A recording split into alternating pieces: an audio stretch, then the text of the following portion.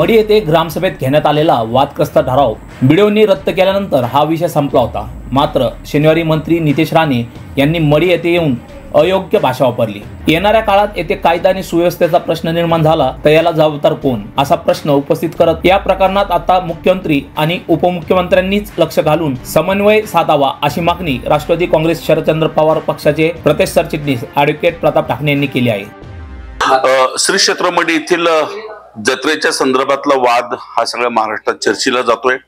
कालच महाराष्ट्राचे एक मंत्री महोदय या ठिकाणी प्रक्षोभक भाषण चुकीच्या माहितीच्या आधारे त्यांनी केलेलं आहे। याच्यातनं कुठेतरी कायदा सुव्यवस्थेचा प्रश्न उद्भवू शकतो आणि म्हणून माननीय मुख्यमंत्री असतील, माननीय उपमुख्यमंत्री असतील यांनी तातडीने ह्या गोष्टीचा हस्तक्षेप करून समन्वय साधून या विषयावरती कुठला तरी तोडगा काढणं अत्यंत आवश्यक झालेलं आहे।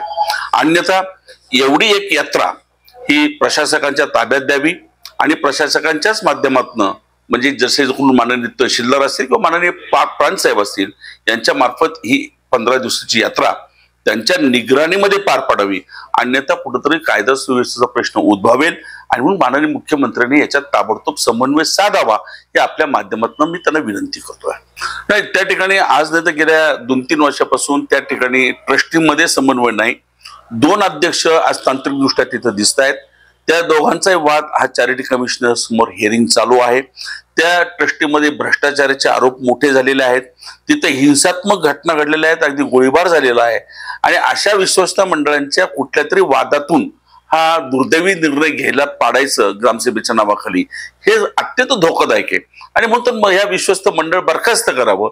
नसेल तसं शक्य आता तातडीनं कायद्याने तर म्हणून प्रशासकाच्या ताब्यात ही यात्रा सोपावी आणि त्यांच्या निगराणीखालीच ही यात्रा व्हावी आणि त्याच्यानंतर प्रशासकाचा निर्णय घेण्यात यावा आणि मुख्यमंत्र्यांनी त्यासाठी हस्तक्षेप करावा। मी दुर्दैवानं त्यासाठीच मुख्यमंत्र्यांचा हस्तक्षेप मागतोय, कारण मंत्रिमंडळात एक मंत्री महोदय या ठिकाणी येत आहेत आणि चुकीच्या माहितीच्या आधारे अत्यंत प्रक्षोभकपणानं भडकवपणानं या ठिकाणी प्रशासनावरती दाब निर्माण होईल, लोकांमध्ये एक भीती निर्माण होईल असं वक्तव्य करून काल इथून गेलेले आहेत आणि या सगळ्या गोष्टीचा ताण तणाव हा अनेक समाज मनावर पडतोय, प्रशासनावरती पडतोय।